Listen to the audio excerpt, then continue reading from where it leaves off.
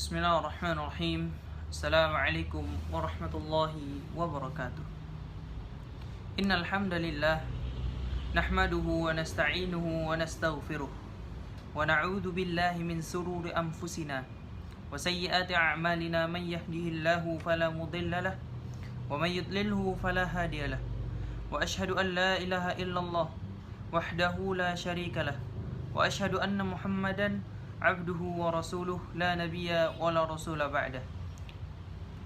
Ya ayyuhalladzina amanu taqullaha haqqa tuqatih wa la tamutunna illa wa antum muslimun. Ya ayyuhan nasu taqu rabbakumul ladzi khalaqakum min nafsin wahidah wa khalaqa minha zawjaha wa batha minhuma rijalan katsiran wa nisaa'a wattaqullaha alladzi tasaaluna bihi wal arham innallaha kana 'alaikum raqiba. Ya ayyuhalladzina amanu taqullaha wa qulu qawlan sadida yuslih lakum a'malakum wa yaghfir lakum dhunubakum wa man yuti'illaha wa rasulahu faqad faza fawzan 'azima. Amma ba'd, fa inna asdaqal hadithi kitabullah wa khairal hadi hadi Muhammadin sallallahu alaihi wasallam wa syarral umuri muhdatsatuha wa kullu muhdatsatin bid'ah wa kullu bid'atin dhalalah wa kullu dhalalatin finnar. Ma'asyiral ikhwah rahimani wa rahimakumullah. Di kesempatan kali ini kita akan membahas yaitu jenis-jenis tawassul. Apa itu tawassul? Dan apa hukum apabila kita mengerjakan tawassul?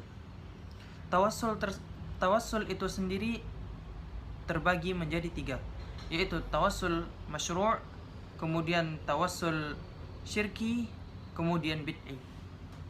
Apa dalil bahwasannya adanya tawassul masyru'? Allah Subhanahu wa taala berfirman, "Ya ayyuhalladzina amanu taqullaha wabtagu ilaihil wasilah." Dan dengan adanya dalil tersebut tidak diragukan lagi bahwasannya adanya tawassul masyru'. Dan apa itu tawassul masyru'? Tawassul masyru' yaitu tawassul yang diperbolehkan oleh Allah Subhanahu wa taala, yang dibenarkan oleh Allah Subhanahu wa ta'ala. Seperti kita beriman kepada Allah Subhanahu wa ta'ala, tawassul dengan nama-nama Allah Subhanahu wa ta'ala. Dan tawassul masyru' itu sendiri memiliki 5 jenis. Yang pertama yaitu tawassul dengan beriman kepada Allah Subhanahu wa ta'ala. Dengan adanya kita beriman kepada Allah Subhanahu wa ta'ala, maka ini menjadikan kita menjadikan iman tersebut tawassul untuk kepada Allah Subhanahu wa ta'ala. Dan yang kedua, ma'asyiral ikhwah, yaitu tawassul dengan amal soleh, sebagaimana yang dikisahkan dengan 3 orang yang terjebak di dalam gua, yang mana mereka bertawassul dengan Allah Subhanahu wa ta'ala. Mereka menceritakan amal-amal soleh mereka, maka dengan amal soleh tersebut Allah Subhanahu wa ta'ala bebaskan mereka dari gua tersebut. Dan ada juga dalil dari Rasulullah sallallahu alaihi wasallam yang menunjukkan bolehnya tawassul dengan amal soleh. Rasulullah sallallahu alaihi wasallam bersabda, "Dawu mardakum bisadaqah." Obatilah orang-orang yang sakit di antara kalian dengan sedekah. Dan hadis ini menunjukkan bahwasannya diperbolehkannya tawassul dengan amal soleh. Dan tawassul yang diperbolehkan yang ketiga, ma'asyiral ikhwah, yaitu dengan nama-nama Allah Subhanahu wa ta'ala.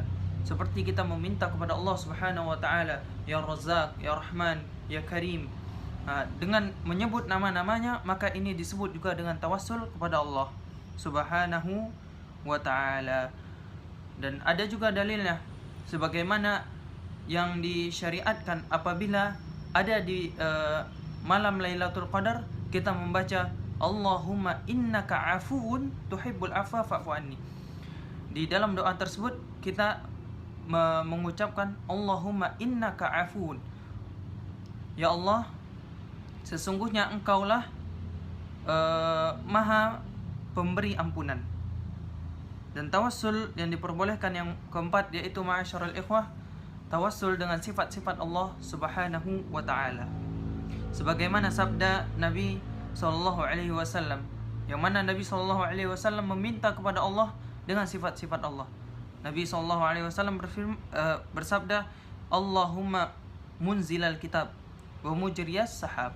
Dan ini menunjukkan dalil adanya tawassul dengan sifat-sifat Allah Subhanahu wa taala. Dan yang keempat, ma'asyiral ikhwah, meminta doa kepada orang-orang yang soleh. Dan ini juga ada dalilnya dari Rasulullah sallallahu alaihi wasallam, yang mana Nabi menyuruh para sahabat apabila bertemu dengan kafilah Yaman, maka temuilah Uwais Al-Qarni dan memintalah doa kepadanya.